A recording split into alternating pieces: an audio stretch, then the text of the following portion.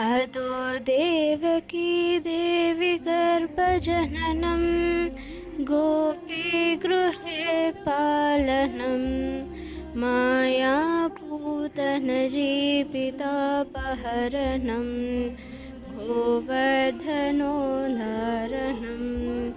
कंसचेतनकौरवादिहरणं कुन्तीसुतापालनम् एतद्भागवतं